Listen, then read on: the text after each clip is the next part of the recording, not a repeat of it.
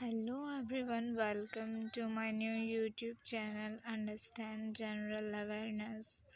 तो आज हम पढ़ने वाले हैं इतिहास में आधुनिक भारत में क्या पढ़ने वाले हैं। तो भारत में यूरोपीय कंपनियों का आगमन।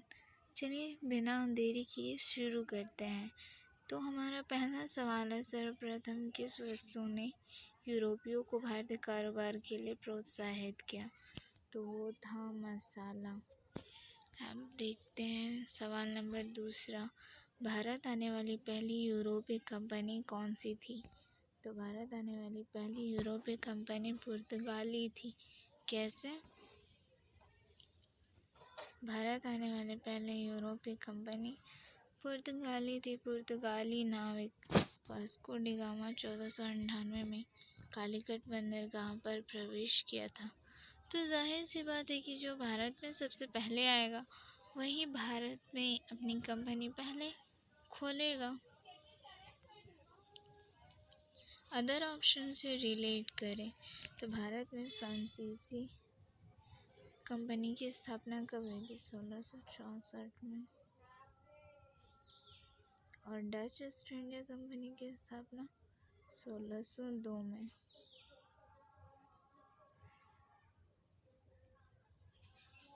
कब हुई थी? 1602 में। अंग्रेजी ईस्ट इंडिया कंपनी की स्थापना 1600 में। अब देखिए सवाल नंबर तीसरा, तो यूरोप से भारत आने के लिए सर्वप्रथम समुद्री मार्ग की खोज किसने की थी। तो वास्को डी गामा ने ही इसकी खोज की थी। अदर ऑप्शन से रिलेट करें तो कोलंबस जो है ये भी भारत की खोज करने के लिए 1492 में निकला था। 1492 में, लेकिन इसने भारत की खोज तो नहीं कर पाया।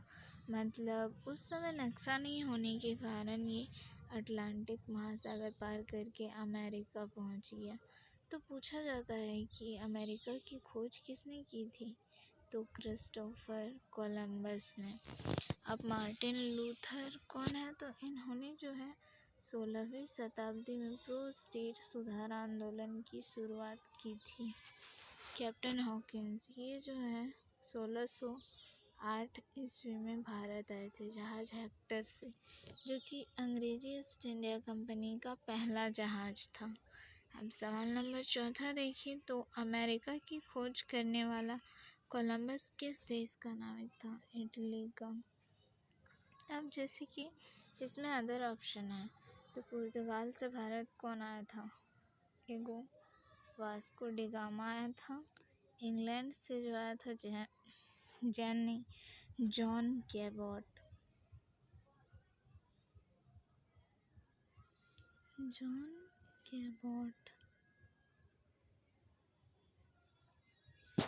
ठीक है, अब इसका जवाब है इटली। तो इटली के बारे में देख लें तो इटली जो है यूरोप महाद्वीप में आता है। ये रहा इटली यहाँ पर। ठीक है, इटली की राजधानी क्या है? रोम। इटली की मुद्रा है यूरो। प्रधानमंत्री जॉर्जिया मेलोनी और राष्ट्रपति सर्जियो मैत्रेला।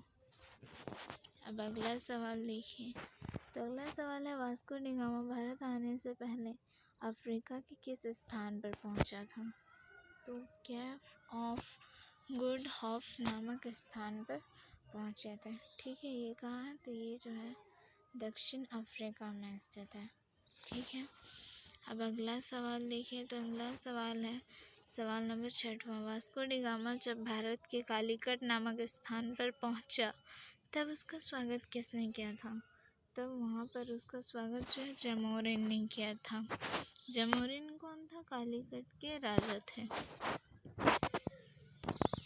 अगला सवाल है सवाल नंबर 7वां, वास्को डी गामा दूसरी बार भारत कब आए? तो दूसरी बार भारत जो है वो 1502 में आए थे। तो अदर ऑप्शन से रिलेट करें, 1503 में क्या हुआ था? तो पुर्तगालियों ने अपनी पहली फैक्ट्री कोचिन में स्थापित की थी। पहली फैक्ट्री। ठीक है, 1600 में क्या हुआ था, ब्रिटिश ईस्ट इंडिया कंपनी की स्थापना हुई थी।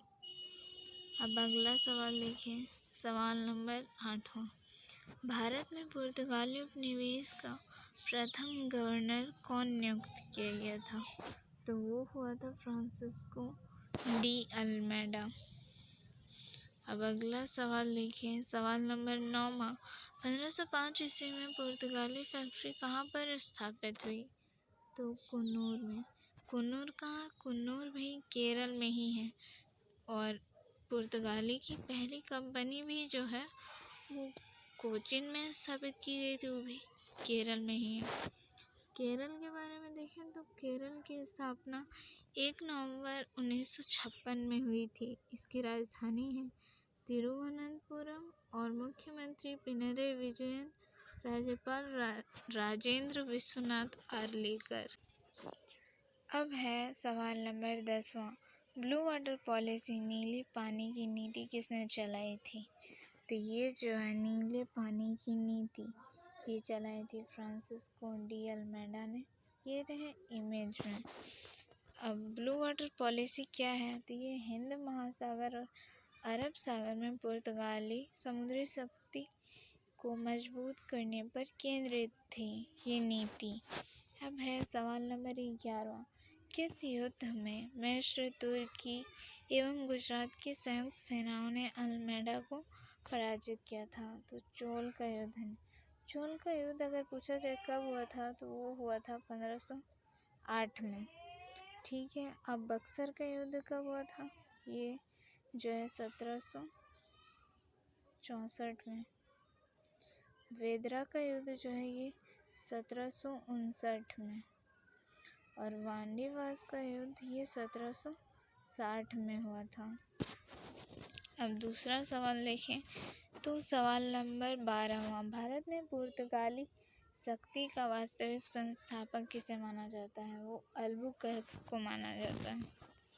अब सवाल नंबर 13वां। किस पुर्तगाली गवर्नर ने सर्वप्रथम कोचीन को अपनी राजधानी बनाई? वो जो है फ्रांसिस्को डी अल्मेडा है इसका सही जवाब।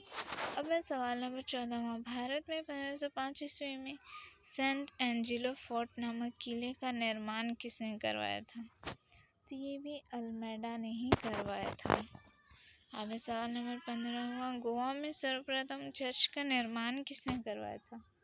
वो जो है पुर्तगालियों ने करवाया था।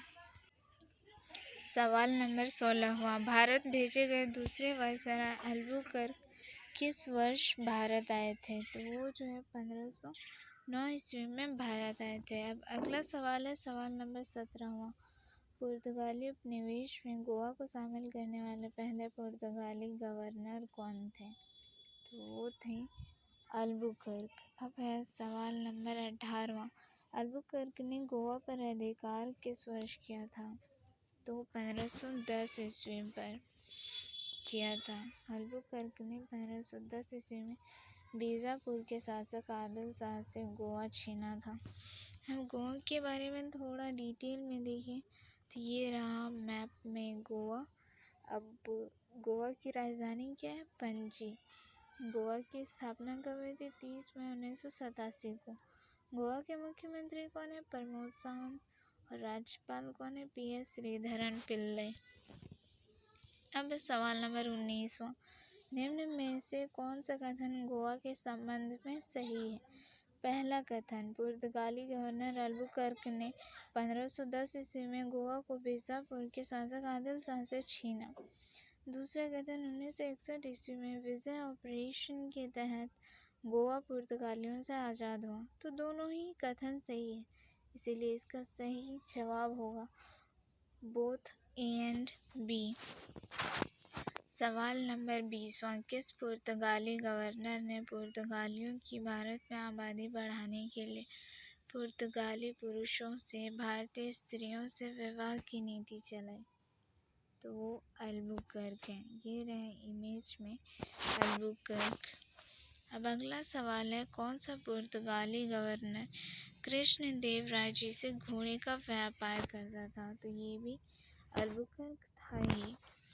अब किस पुर्तगाली गवर्नर 3G मॉडल की नीति चलाई थी? 3G यानी कि गॉड, गोल्ड और ग्लोरी, तो ये भी अल्बुकर्क ने ही चलाई थी। 3G मॉडल क्या है इसके बारे में थोड़ा देखिए। तो 3G मॉडल की नीति का उद्देश्य जो था वो पुर्तगालियों को अपनी शक्ति और प्रभाव को बढ़ाना था। इस नीति के तहत पुर्तगालियों ने अरब सागर और हिंद महासागर में एकमात्र व्यापारिक शक्ति बनाना था। अब अगला सवाल है, सवाल नंबर 23वां, निम्न में से किस आंदोलन ने गोवा में पुर्तगाली राज को समाप्त करने में महत्वपूर्ण भूमिका निभाई थी? तो वो जो है गोवा मुक्ति मोर्चा।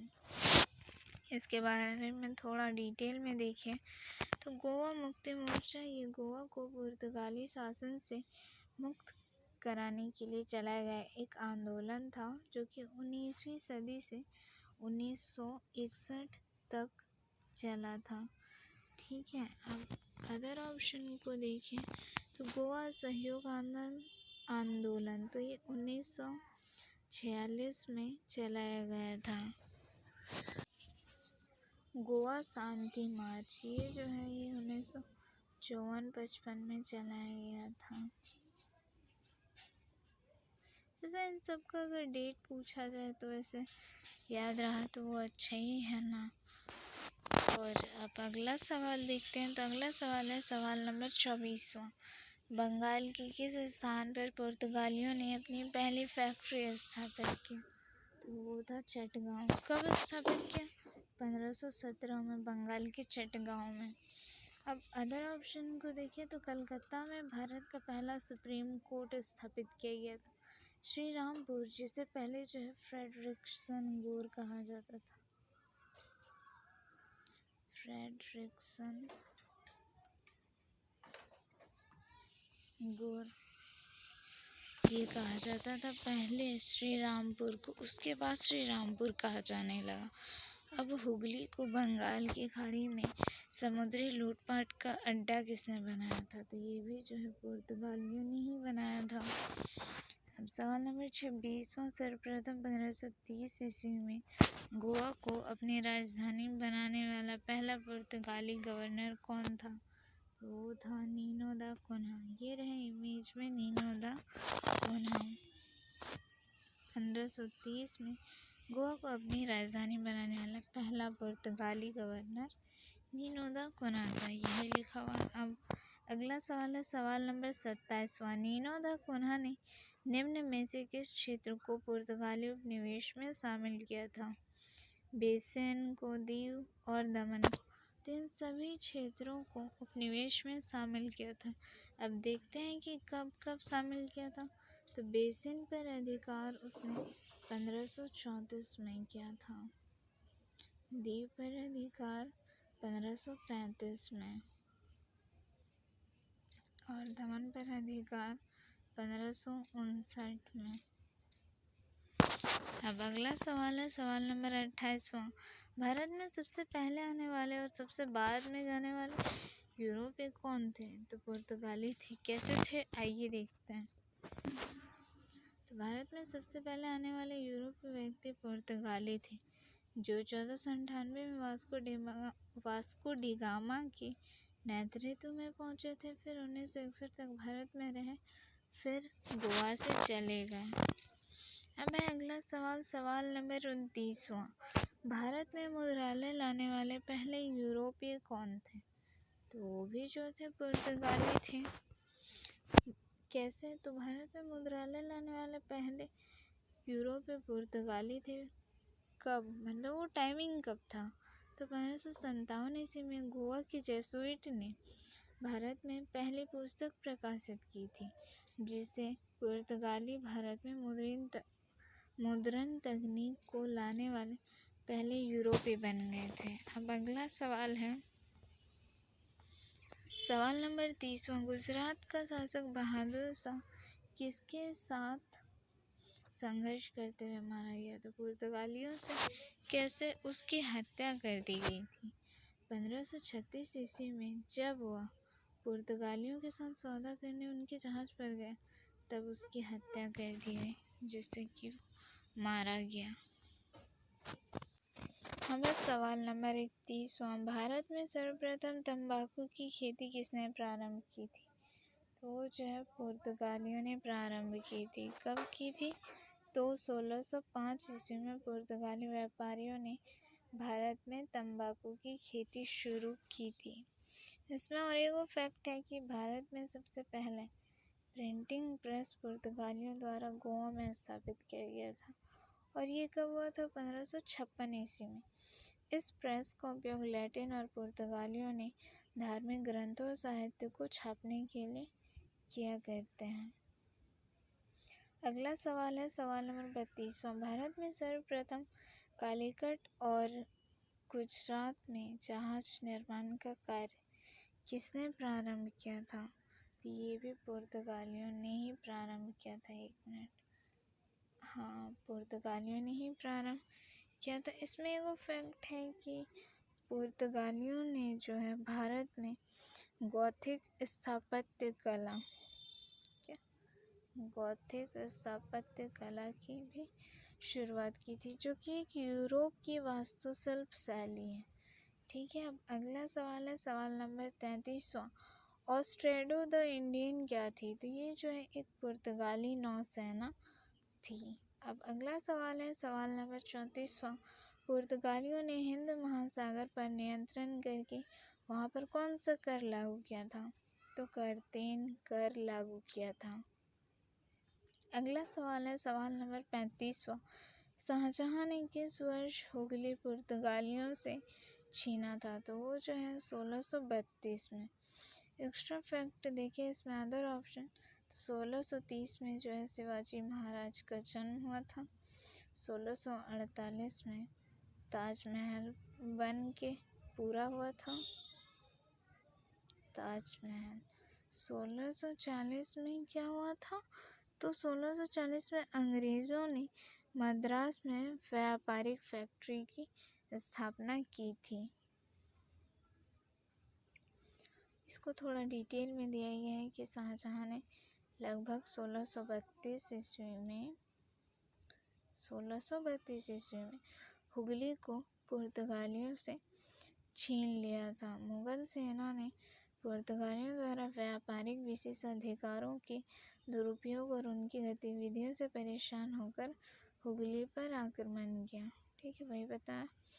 अब अगला सवाल है सवाल नंबर 36वां, अंग्रेजों को पुर्तगालियों ने ब्रिटेन के राजा चार्ल्स द्वितीय का पुर्तगाली राजकुमारी कैथरीन से विवाह के अवसर पर कौन सा क्षेत्र दहेज के रूप में दिया था? तो बम्बई को दिया था। यह घटना कब हुई थी? 1961 में हुई थी। अब बम्बई के बारे में थोड़ा डिटेल में देखते हैं। तो बम्बई ये रहा मैप में।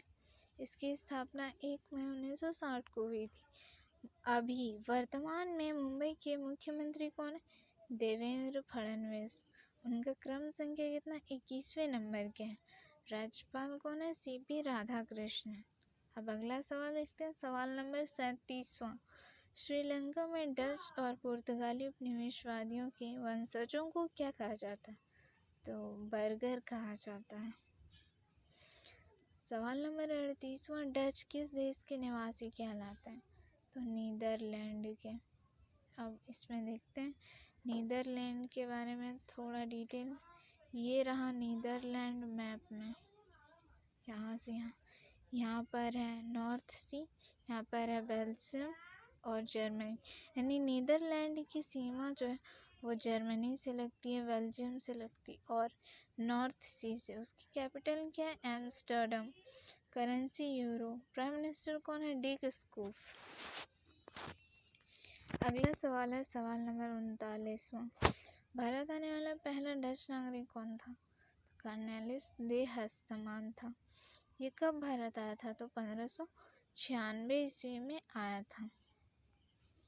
अब अगला सवाल है सवाल नंबर 40वां। सवाल नंबर 40वां क्या है कि United East India Company of Netherlands की स्थापना कब हुई थी? ये जो है 1602 में हुई थी।